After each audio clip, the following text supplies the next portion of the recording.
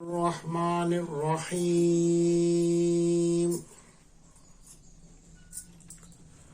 الحمد للہ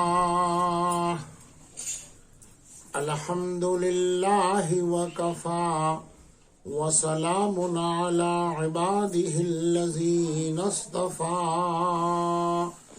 اما بعد اعوذ باللہ من الشیطان الرجیم بسم اللہ الرحمن الرحیم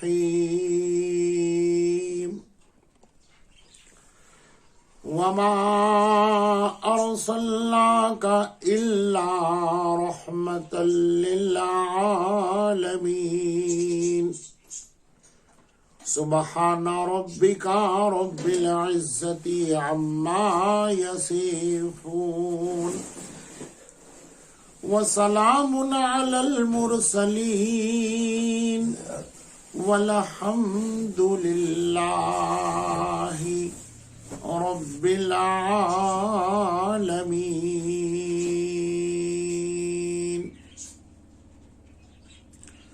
اللہم صل علی سیدنا محمد وعلى آل محمد وبارک وسلم اللہم صل علی سیدنا محمد وعلى آل محمد وبارک وسلم اللہم صل علی سیدنا محمد وعلى آل محمد وبارک وسلم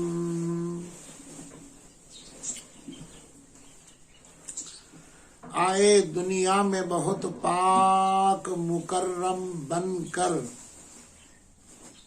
مگر آیا نہ کوئی رحمت عالم بن کر صلی اللہ علیہ وسلم۔ آپ صلی اللہ علیہ وسلم کی عمر مبارک 35 برس کی ہے۔ تعمیر کعبۃ اللہ کا وقت آ چکا ہے۔ سارے قریشیوں نے مشورہ کیا ہے کہ یہ کعبۃ اللہ کی تعمیر کی جائے، اس لیے کہ اس کی دیواریں کمزور ہو چکی ہیں، پتھروں میں سوراخ پڑ گئے ہیں، ڈھیلی ہو گئی ہیں، بہت سے وجوہات سے یہ کمزور ہوا ہے، اس کا باقی رہنا بہت ضروری ہے۔ یہ مضبوط رہے گا، محفوظ رہے گا، باقی رہے گا تو ان لوگوں کے عقیدے میں یہ بات تھی کہ ہم بھی مضبوط اور محفوظ رہیں گے۔ یہ بہت بڑا میسج ہم کو مل رہا ہے ان کفار قریش کی طرف سے، ہیں بھی کافر اور مشرک، مسلمان نہیں ہیں، ڈھیر ساری برائیوں کے مرتکب ہیں، لیکن عقیدہ اللہ کے گھر کے بارے میں بڑا اونچا اور بلند ہے۔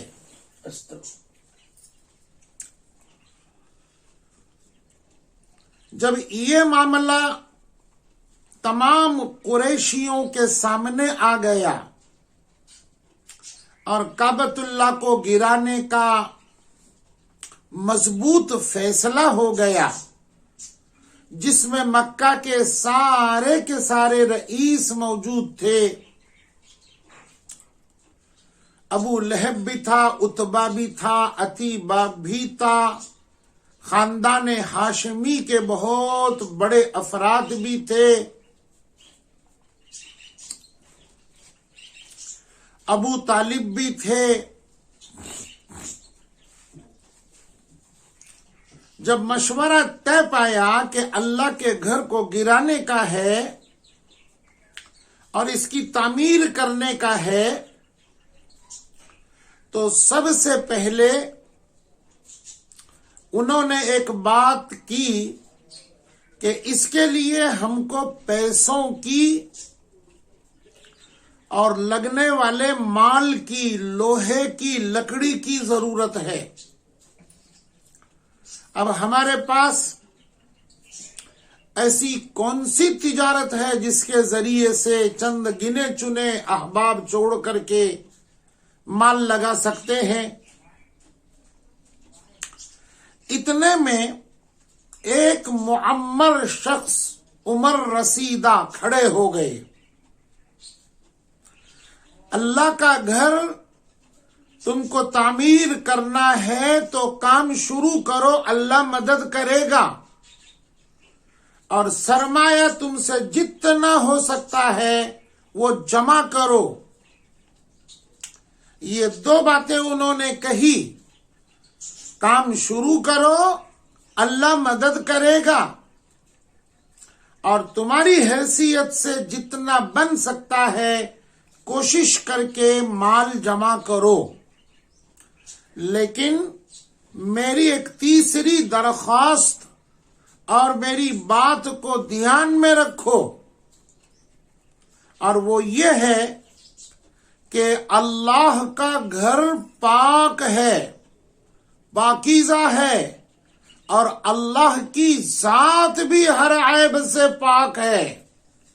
اس لیے میں تم سے یہ کہتا ہوں کہ اس میں حرام کا مال، دھوکے کا مال، سود کا مال، ناجائز مال، یہ مال ہرگز استعمال نہیں کرنا چاہیے، ورنہ ہم ایسی نیتیں اور ارادے لے کر اللہ پر شروع کر رہے ہیں، اسی وبال میں ہم ختم اور برباد ہو جائیں گے۔ اللہ اکبر کبیرہ۔ اتنی بڑی پاک اور مضبوط بات کوئی پاک ذات ہی کہہ سکتا ہے۔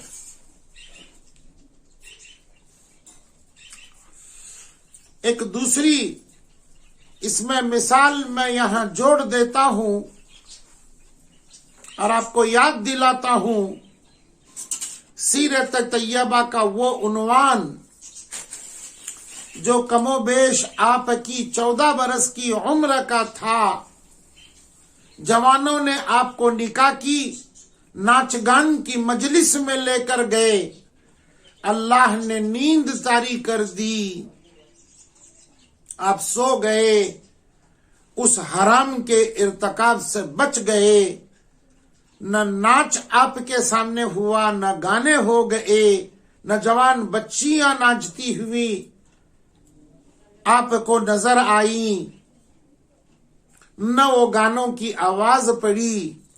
یہاں تک لکھا ہوا ہے آپ صلی اللہ تعالی علیہ وسلم نے حرام کاری سے اور حرام خوری سے اللہ نے صرف مجھے نہیں، میرے آبا و اجداد تک، جس کا سلسلہ میرے دادا عبد المطلب ہو، بنو ہاشم ہو، عدنان ہو، قصی بن کلاب ہو، بن مرہ ہو، اوپر چل کر کے سیدنا حضرت آدم علیہ السلام ہو، کسی نے بھی حرام کا ارتکاب نہیں کیا، حرام کے نوالے نہیں کھائے، اور حرام خوری کسی سے بھی نہیں کی، کسی سے نہیں ہوئی۔ اس پاک ذات خاندان کی میں اولاد ہوں، اور یہاں آپ کو معلوم ہے یہ مشورہ دینے والے معمر عمر رسیدہ بوڑھے میاں یہ کون شخص تھے؟ میرے آقا حضرت محمد الرسول اللہ صلی اللہ علیہ وسلم کے والد گرامی حضرت عبداللہ کے سگے ماموں حضرت ابو وہب مخزومی تھے۔ یہ آپ صلی اللہ علیہ وسلم کے والد کے ماموں تھے۔ ایک تو یہ شان اس سے مل رہی ہے آپ کی، اور دوسری چیز ہمارے لیے بڑی عبرت کی، ہمارے لیے ہدایت کی، ہمارے لیے بہت بڑے سوچنے کی بات ہے۔ چور ہیں، ڈاکو ہیں، لٹیرے ہیں، اکثر ننگے طواف کرتے ہیں کعبۃ اللہ کا، حرام خوری کے اندر ذاتی طور پر ملوث ہیں، لیکن عقیدہ دیکھ لیجئے، ہم اپنی ذات سے جو گناہ کریں گے کل ہو سکتا ہے توبہ کی توفیق ہم کو مل جائے، لیکن اللہ اگر پاک ہے، اس کے کسی گھر میں، اس کے کسی صفت کے اندر ہم ناپاکی کا دھبا لگنے نہیں دیں گے۔ کتنی بڑی بات ہے یہ۔ آج ہمارے یہاں کے مساجد، ادارے جو دیکھے جاتے ہیں، اللہ اکبر کبیرہ، کیوں شور ہے، کیوں جھگڑا ہے، کیوں بے چینی ہوتی ہے، کیوں اس کا متولی سود خور ہے، دادا گیری کرنے والا ہے، گنڈے قسم کا ہے، راجکارنی ہے؟ ارے کیوں ہے اللہ کے گھر کا؟ صاف بات معلوم ہوتی ہے، اس کی بنیادوں میں، اس کی دیواروں میں، اس کے چھت میں ضرور کوئی حرام کا مال لگا ہوا ہے۔ یہی وجہ ہے کہ آج پوری سیاست اور اکثر شور اور جھگڑے اللہ کے گھر میں ہو رہے ہیں۔ کہیں خدا تم سے یہ سوال کرے، ایمان تمہارے اندر تھا، اسلام کے دعوے کرتے تھے، سنی ہونے کا باقاعدہ دم بھرتے تھے، کیا وہ کافر اور مشرکوں سے بھی گئے گزرے بن گئے جو میرے گھر کے اندر حرام کا مال لگایا تم نے؟ اللہ ہم سب کی حفاظت فرمائے، اور اللہ کے گھر کے اندر پاک پیسہ لگا کر اپنی عبادتوں کو پاک بنانے کی خدا توفیق عطا فرمائے۔ مکہ کے قریشیوں نے جب کام شروع کر دیا اور ایک جماعت طے فرما دی کہ گھر گھر جاؤ، گلی گلی جاؤ اور پیسے جمع کرو، چندہ کرو، ایک اللہ کی مدد ایسا آ گئی، ڈھیر سارا مال لے کر کے تجارت کا ایک سٹیمر جہاز جا رہا تھا سمندر کے کنارے سے، اور وہ طوفان کی زد میں آ گیا، ٹکرا گیا، ٹوٹ گیا، اور وہ جدہ کے ساحل پر آ کر رک گیا۔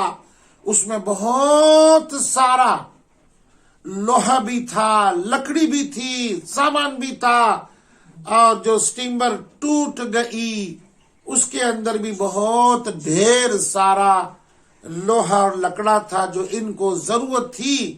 ایک قریشی آدمی نے جا کر سودا کر دیا اور وہ سامان لے کر آ گیا۔ اللہ کی ایک مدد یہ بھی آ گئی۔ جب اللہ کی مدد آ گئی تو ان قریشیوں نے اب کہا کہ چلو شروع کرو تعمیر کرنا، اور تعمیر کرنا شروع کرو تو پھر اس کو پہلے توڑو نا، اس کو توڑو نا پہلے۔ اب توڑے گا کون؟ ڈرنے لگے، اللہ کا گھر میں اوپر چڑھوں کدال لے کر اور ایک کدال ماروں تو پھر مجھ سے نہیں ہوگا، مجھ سے نہیں ہوگا، کوئی آگے بڑھنے کو تیار نہیں۔ قریشیوں میں کے ایک باوفادار رئیس، انہوں نے اللہ کا نام لیا، اللہ ہمارا ارادہ پاک ہے اور ہم صرف تیرے گھر کو مضبوط کرنا چاہتے ہیں، اس سے کوئی ہماری دشمنی یا دوسرا کام نہیں ہے۔ یہ بول کر کے اللہ کا نام لیا، اوپر چڑھے کدال لے کر اور رکن یمانی کی طرف سے پتھر پر کدال ماری اور ایک پتھر گرا دیا، دوسرا گرا دیا، تیسرا گرا دیا۔ اب کچھ لوگ قریشی دیکھنے لگے، ذرا پیچھے ہٹو، دیکھو کچھ عذاب آتا ہے کیا۔ تو اب بہت دیر ہو گئی، دن کا آدھا حصہ گزرا، عذاب کچھ نہیں آیا۔ پھر انہوں نے ہمت کر کے بہت ساروں نے اس میں حصہ لے لیا اور کوئی ادھر سے کوئی ادھر سے پتھر توڑنا چالو کر دیا، یہاں تک کہ پورا کے پورا کعبہ زمین کے برابر ہو گیا اور بنیادیں حضرت ابراہیم خلیل اللہ علیہ الصلاۃ والتسلیم کی نظر آنے لگی۔ جب وہ نظر آ گئی تو انہوں نے کہا بس اس کے نیچے اب نہیں نکالنا ہے، انہی کے اوپر پتھر غارہ وغیرہ رکھ کر کے کعبۃ اللہ کی تعمیر کرنی ہے۔ یہ مشورہ طے پایا اور انہوں نے کام کی چھٹی لے لی اور سب اپنے اپنے گھر واپس چلے گئے۔ انشاءاللہ میں بھی آپ سے جدا ہو رہا ہوں اس دعا کے ساتھ کہ کل کی مجلس میں وہ اصل مضمون آپ سن لیں گے۔ آئے دنیا میں بہت پاک مکرم من کر، مگر آیا نہ کوئی رحمت عالم بن کر۔ آپ کی رحمت نے، آپ کے رحمت کے قطرے نے کیا کام کر دیا، جہاں ہزاروں اور 100 کی مقدار میں خون بہنے والا تھا، میرے آقا صلی اللہ علیہ وسلم کے رحمت کے ایک چھینٹے نے اس چیز کو دفع کر دیا، محبت میں بدل دیا، سب ایک ہو کر کے تعمیر کعبہ کر چکے۔ آئندہ کل کے لیے اجازت ہے۔